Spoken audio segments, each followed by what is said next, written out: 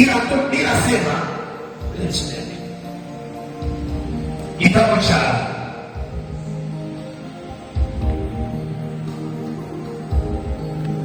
kitabu cha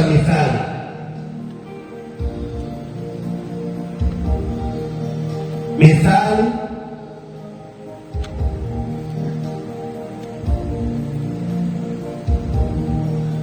Mithali sura ya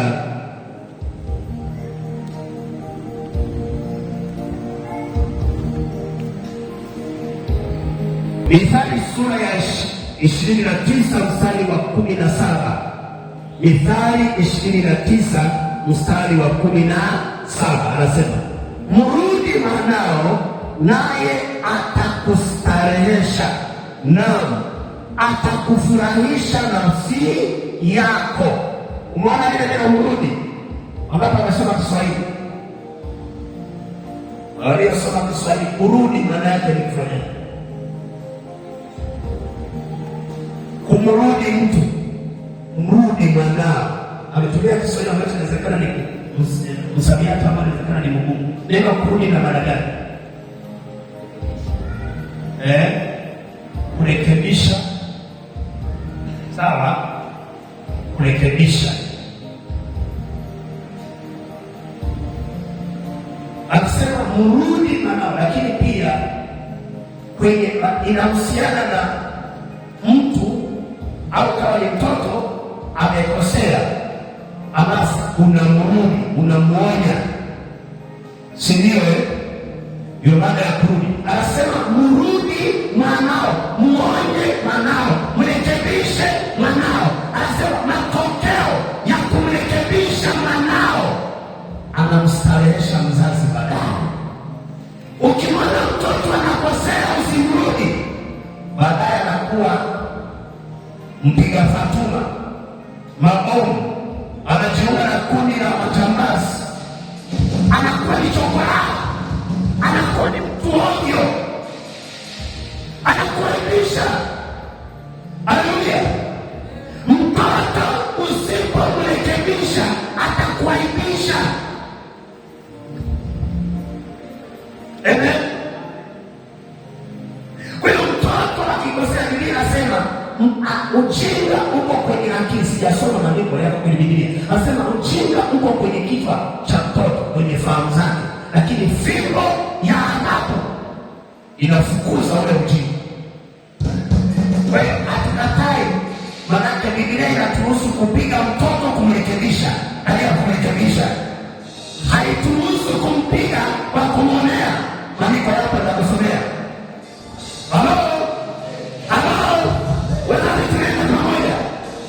Biblia haikuruhusu kumpiga mtoto kwa kumwonea, ila mpige mtoto kwa kumrekebisha. Amekosea, rekebisha, tandika viboko, rekebisha. Baada ya siku atakufurahisha na atakustarehesha kwa zile fimbo. Kuna watu wengine ukimpiga leo hakumbuki.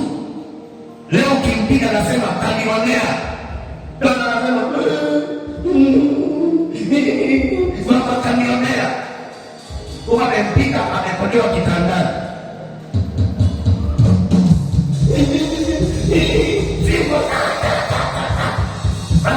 Unakuta kuna mistari ya fimbo iko pale.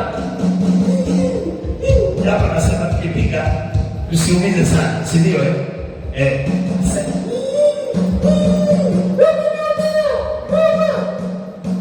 Lakini baadaye ukirekebika kwenye kile kosa, unaweza kutamani kushukuru, ila huwezi kushukuru. Kwa hiyo mzazi wako au mlezi wako akikuchapa kwa sababu ya kukurekebisha, mpende zaidi, kwa sababu anakusaidia baadaye uwe mtu bora. Amen. Haleluya. Asifiwe Yesu. Watoto tupungiane mikono namna hii. Watoto. Wewe mtoto kimchapa, usione mtoto amekosea na maandalia, unamwachia pike maharage, aenda kucheza mpira, yameungua yote, alafu unamwangalia. Biblia inasema uchinga mjinga ndio ulimwambia aende kucheza mpira na asiangalie maharage. Wewe ukimchapa ukamwambia hata siku nyingine usirudie kuacha maharage, ukamtandika fimbo akalia fimbo na kutosha. Baadaye inapoenda kucheza kama ameachiwa mboga akakumbuka. Halo, Bwana asifiwe. Ili kwa sababu ujinga. Sasa kuna wale watoto wengine, mtoto nakuta mtoto ni mkubwa, mfano ana miaka 15, 20, 18, 17. Baada ya ule ujinga, kuna watoto wengine wakifika lengo fulani tunapunguza idadi ya viboko, kwa sababu wana uwezo wa kusikiliza, wakaelewa. Wewe ni mtoto ambaye ana miaka 15, 16, 17, unaambiwa na uelewi, una matatizo. Asifiwe Yesu. Watoto tupungiane mtoto namna hii, najua wengine watanichukia, lakini leo nakuja kama mzazi. Sema amina. Sema amina. Sema leo pasta haruhusu viboko. Biblia inasema mrudi mwanao na atakustarehesha. Manake mwanao muone, mrekebishe. Lengo la mtoto na mzazi kumchapa mtoto sio kumuumiza, ni kumrekebisha. Sasa kuna watoto wakubwa ambao sio wa kurekebisha. Mimi wakati mwingine miaka ya nyuma nilikuwa natandika sana viboko kazini shule. Tandika viboko sana. Na tandika kweli. Nikichapa na chapa fimbo 30. Mpaka nichoke mwenyewe. Kama nisije madogo na chapa.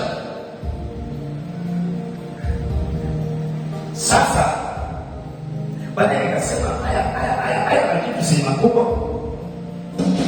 Ngoja niatesti, niambie kwa mdomo, afu niwafanye friend. Niwafanye. Unajua kuna wakati mwingine, kuna mtu mwingine unaweza ukamchapa baadaye anakuwa sugu. Fimba na zona za kawaida. Sasa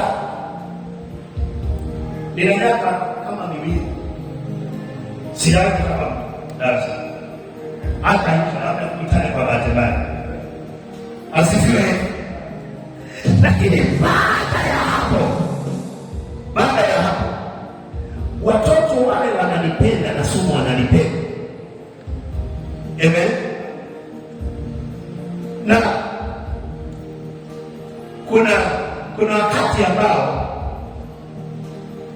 ambao mimi wakati nasoma shule iko refu, shule yetu ilikuwa na mchepuo wa Kifaransa. Bonjour, bon après-midi, comment ça va? Inafundisha Kifaransa. Sasa mimi nikasema hii lugha ya kimataifa, nataka nijifunze Kiingereza na Kifaransa, lugha ya kimataifa nijifunze. Sasa shida ikaja kwa mwalimu wangu. Mwalimu wetu alikuwa anaingia na fimbo kila kiingia kwenye kipindi. Fimbo. Akifika na kuuliza swali, ndio huko form 1 atakiwa fimbo. Form 1 pale amekuja kufundisha. Amefundisha jana. Anakuuliza, jana nilifundisha nini? Unamwambia, nilitaja. Ukikosea hata moja, unaziomba fimbo hapo, fimbo kama 10 hivi. Siku moja nilitandika fimbo, niko kwenye ukumbi kama huko tunafanya mtihani form 2. Hadi kwa fimbo napita pale naangalia hapo nimekosea. Andika fimbo, alikuwa amechuma fimbo ndefu jina la Ali. Na majani yake anashika na mikono, anapiga kama anapiga nyoka. Tulipomaliza form 2 nikasema hiki Kifaransa sisomi, hata kama nilikuwa nakipenda, huyu mwalimu na hakuna mwalimu mwingine aliyekuwepo, ni huyo unatembea naye form 1 mpaka form 4. Nikasema mimi nakiacha. ikabidi nikiache Kifaransa kwa sababu ya mwalimu. Wapo waliovumilia, mimi nikashika kuvumilia. Nikasema kama nakosea, sasa nitakuwa nielekeze. Kukosea na kusahau hakupo, lakini afanye nielekeze. Hii anapa muda. Bwana Yesu asifiwe. Kwa hiyo sio kila wakati mzazi anaweza kutumia. Kuna mzazi mwingine mtoto akishakuwa mkubwa, na wale mtoto kishakuwa mkubwa, ukiona juu ya kitu fulani, rekebisha. Hata kama kitu ikijui, tumia gharama kukichua. Umepewa kupika wali, ukaelekezwa mara ya kwanza wali tunapika hivi, maji tunachemsha hivi, ukitaka kuweka tunafanya hivi. Unaelekeza kabla ya pika. Unaambia kabla nilivyokuelekeza pika. Anaweka maji mengi. Unakuwa bokoboko. Au anaweka kidogo, unabaki na kiini. Unarudia tena. Hivyo anakosea miezi miwili. Yaani wewe hata ile kusema ngoja nijifunze ili nijue hiki kinachofundishwa hautaki mpaka viboko. Wangapi wanapenda kupigwa viboko? Wangapi hawapendi? Yeye watoto sasa mikono yeye ampendi. Asifiwe Yesu. Haleluya. Ninyi hampendi kitu. Hampendi chochote. Kwa hiyo mzazi au mlezi akikurekebisha kujua na kupenda, anataka baadaye uwe bora. Amen. Siku nyingine wanaweza wakaja wazazi, wanaweza wakaja wageni. Mama hayupo. Ikiwa mama ndiye anayepika ugali na watoto hawajui kupika, akaja mgeni kwa bahati mbaya akawakuta watoto na mama wakipika hilo chakula kitaliwa. Haleluya. Niliwahi kwenda kutembelea familia moja siku zilizopita. Ile tumeenda kutembelea Robert. Tukafika pale, wakawa wamepika chakula. Kuna kabiti nadhani hapo form 1. Hapo form 1 na kanaingia form 2. Kabiti kuna faida. Akaingia kwenda akapika boga, akapika na samaki, akauga vizuri samaki. Sasa akapika ugali, wakateka kaanza kula ugali, kula unasikia utamu kweli. Sasa watoto wanajua kupika ugali. Haleluya. Bwana Yesu. Yaani ugali mpaka unaweza tamani ule pekee. Yaani naona ulivyosongwa tu. Yaani unavutia chakula. Sasa peleka watoto wa digitali wa.com. Mwambie kupika, anaweka mpichi. Mtoto huyo ukimachia kupika na watoto na wageni wako atakuaibisha. Ndio maana Biblia inasema mrote wanao naye atakusufera, atakustarehesha, atakufurahisha. Sasa wewe mtoto unapika ugali, leo unapika mbichi, kesho unapika mbichi, wiki ijayo mbichi, watu unapika wakili, watu unapika kokoboko.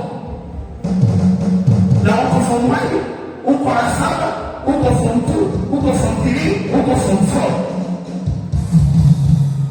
Asifiwe Yesu. Tunaelewana? Wazazi warudini watoto kwa kuwarekebisha ili wawe bora baadaye. Ili mfano, mimi nilikuwa sijui kupika, nikatandikwa viboko, nimekosea nikatandikwa viboko, baadaye nikajua kupika. Yule aliyetandika amenisaidia hajanisaidia. Eti watoto wetu zungumzeni. Nilikuwa sijui kupika ugali, nikachapa viboko, baadaye nikajua kupika ugali. Aliyenichapa viboko amenisaidia au hakunisaidia?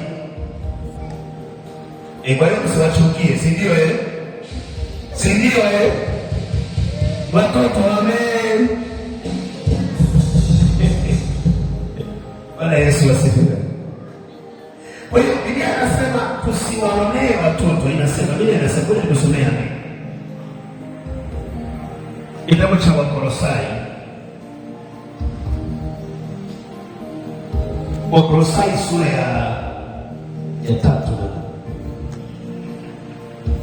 Wakolosai sura ya 3 mstari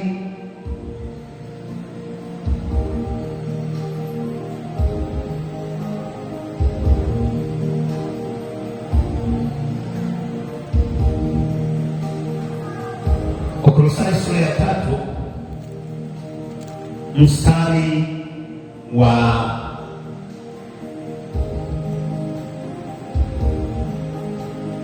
20,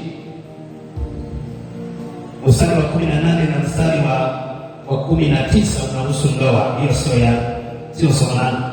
Mstari wa 20 anasema, ninyi watoto watini wazazi wenu katika mambo yote, maana jambo hili lapendeza katika Bwana.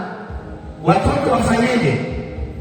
Watini wazazi wenu katika mambo gani?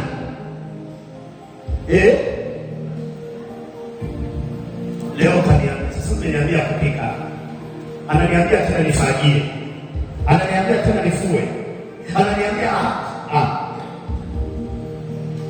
Biblia inasema watini wazazi katika mambo gani? Yote. Mzazi akikwambia jambo anajua. Mzazi akikwambia usifanye hiki anajua. Ule mstari wa 21, na ninyi akina baba, maana malezi sana sana wanaangaliwa akina baba, alikuwa anaandikiwa sana akina baba. Hapa ni kwa wote na wamama hawajasema hapa, lakini na wote wako hapo. Ninyi akina baba msiwachokoze watoto wenu wasije wakakata tamaa. Asifiwe Yesu. Kuwachokoza, ukisoma version zingine za Biblia au matoleo mengine, anasema kwamba hebu mama Stefano na Biblia yenye Kiswahili kingine tofauti, kuna maelezo pale na yakaka. Hebu fungua, unaye fungua kitabu hicho cha Wakolosai sura ya 3 niliyosoma, mstari ule wa 21.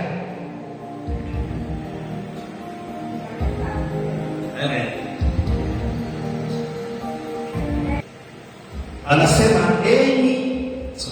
enyi akina baba msiwe mkiwakasirisha, msiwe mkiwakasirisha, ni Kiswahili sawa, msiwe mnawakasirisha watoto wenu ili wasivunjike moyo.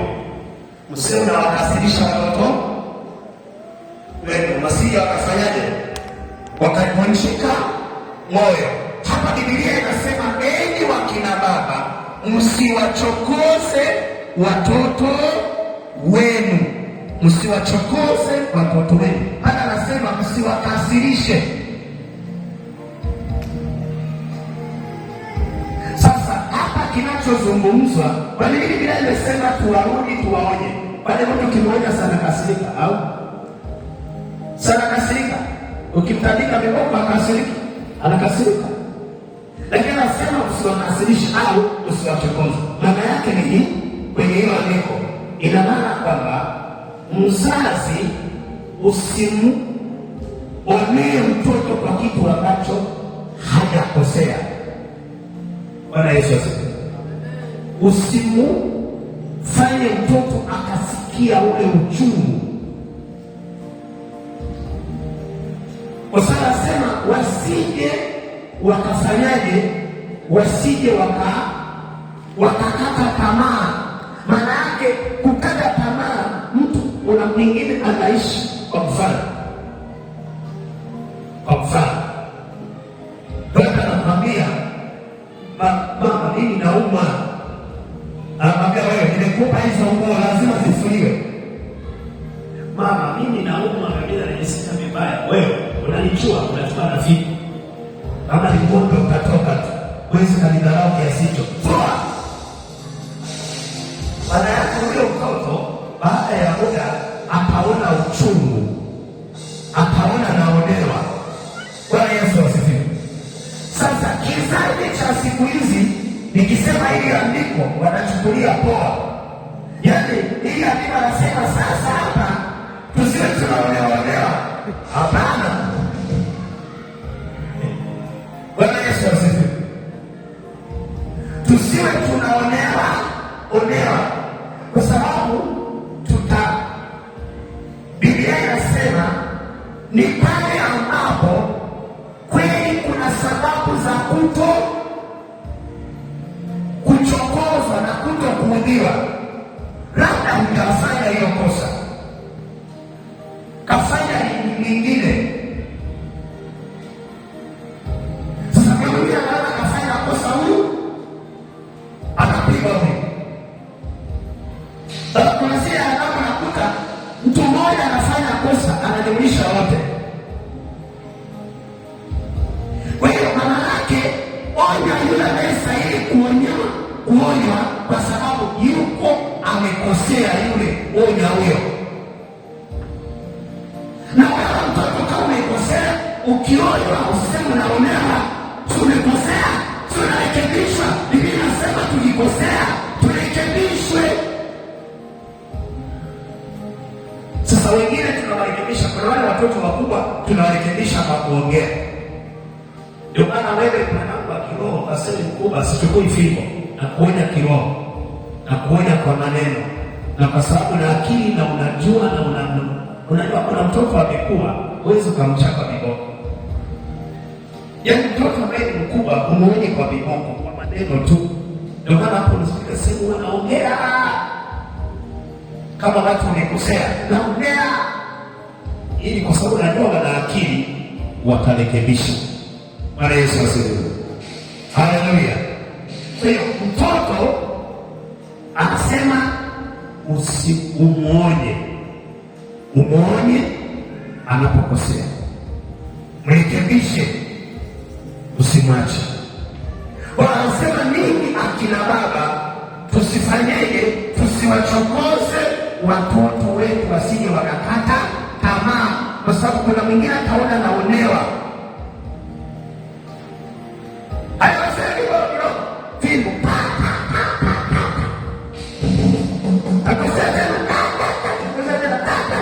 Kuna siku zingine tumia mdomo, mwambie naongea mara ya mwisho. Leo ninaongea, kesho nitatumia fimbo. Mtoto kama na akili atarekebisha, ila kama na akili za mrula atakosea tena. Asifiwe Yesu. Na nini watoto msipende kupigwa? Mimi siku hizi nawaambia watoto, wanawaambia darasa, naambia mimi nikitaka kuchapa na chapa vibaya, kwa naomba twende pamoja. Bwana Yesu asifiwe. Nikikuchapa mpaka mtoto mmoja siku moja nikampandika hofu ya damu zikaanza kutoka kichwani hadi puani, akalala pale. Nikasema sasa mtindo huu naweza nikapata kesi. Sema sichape mtu.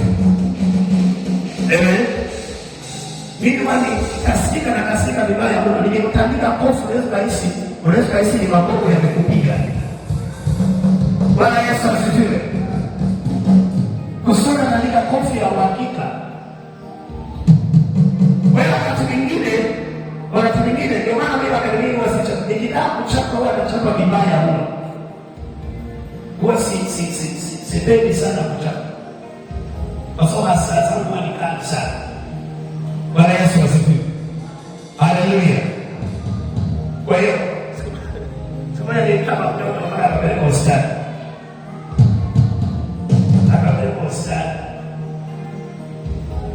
Sasa kuna watu wengine, sasa ndio nikasema hawa ni wakubwa, inatakiwa kufanyaje? Kuongea nao kwa kima au kwa maneno. Kwa hiyo naliambia kuchapa sio rahisi sana, siwezi kuchapa sana. Kwa hiyo nikichapa ni kwa manachapa sana na kwa bahati mbaya. Lakini niwaambia usinichukulie kwa hiyo wazazi hajachapa. Bwana Yesu asifiwe. Wale watoto waliomaliza shule miaka ya nyuma ambao nilipita nao, nikipitana nao mtaani hawajasahau zile fimbo. Kwa moja nikamwambia, wewe ndio hapa kaninunulie soda, maana mimi mwalimu wako. Sasa fimbo zako zilinitaka kuniua. Kanunua, anasema haina shida, kanunua. Bwana Yesu asifiwe. Wakati mwingine wazazi wale wanaoonyeka kwa maneno, tuwaonye kwa maneno. Na wewe mtoto usipende kuchapa, jifunze kitu kama ukijui, jifunze ili ukijue. Ukishakijua na ukafanya kazi vizuri, maisha yanaenda vizuri. Bwana Yesu asifiwe. Ukielekezwa kitu ulikubali kurekebika. Bwana Yesu asifiwe. Haleluya. Nilikuwa namwambia asubuhi, nilimwambia Yakobo, nenda kaweke mafuta kwenye jenereta. Nikampa na kile cha Biblia, nikamwambia usimwage. Nilipoenda nikakuta amemwaga juu ya jenereta, yamemwagika. Nikamwambia sasa, nikajua yuko hayuko makini. Nikamwambia hii jenereta haitakiwi kumwagiwa mafuta juu. Haitakiwi akatone lidondoke, maana weke kwa makini. Ikabidi nifanye kazi ya kufuta. Siku nyingine usije ukakosea. Bwana Yesu asifiwe. Haleluya. Na ikabidi niende kufuta yale mafuta kwa mafuta ya oili ili iendelee kung'aa. Kwa sababu ikimwagiwa mafuta pale juu inachakaa. Nataka iendelee kuwa mpya. Asifiwe Yesu. Haleluya. Leo maana vitu vyako nataka viwe vizuri. Kwa hiyo nikipelekeza kitu, siku nyingine karekebishe, sio lazima nikuchape viboko. Kwa siku nyingine mwaga kidogo kidogo kwenye ile inanisha kumiminia ili yasemwagike pale juu. Asifiwe Yesu. Haleluya. Kwa hiyo lazima ukimwelekeza mtoto kama ni mtu mzima, ni mtoto mkubwa, anaelewa ulichomwambia na atarekebisha na ataenda vizuri na wala hatakuwa na kesi. Bwana Yesu asifiwe. Haleluya. Kwa hiyo watoto,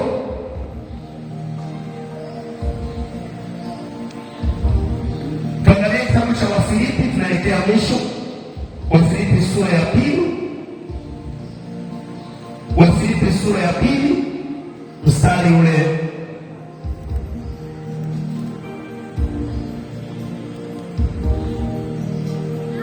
Wafilipi sura ya 2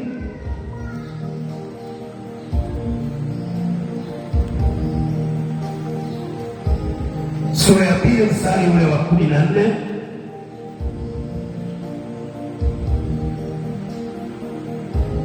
Hii ni wito kwa watoto. Sasa naomba watoto mnisikilize. Anasema hivi, yatendeni mambo yote pasipo manung'uniko. Nini watoto? Nani akipewa kazi anafanya manung'uniko? Kazi haya ni ya mavyombo kuyaosha mpaka yaishe. Watoto mnaambiwa yatendeni mambo yote kwa nini? Yatendeni mambo yote pasipo manung'uniko. Kwa mtoto ukiwa kwenye familia, nyumbani kwenu, umepewa kazi, fanya ile kazi kama ni ya kwako, usinung'unike. Mtoto mwingine unampa kazi anaifanya amenung'unika. Bwana Yesu asifiwe. Haleluya. Yatendeni mambo yote pasipo na manung'uniko wala mashindano. Usishindane na mtu. Kama ni kwenye familia, hakikisha unafanya mambo bila mashindano. Na ili mpate kuwa wana wa Mungu wasio na lawama wala udanganyifu, wasio na ila kati ya kizazi chenye ukaidi kilichopotoka, ambao kati ya hao mnaonekana kuwa kama mianga katika ulimwengu. Maana yake mnaonekana kung'aa katika ulimwengu. Kwa hiyo ukiwa katika maisha yako kama mtoto, hakikisha unatenda mambo yote pasipo manung'uniko, kwa sababu wala mashindano. kwa sababu katika ulimwengu huu utaonekana kung'aa. Amen.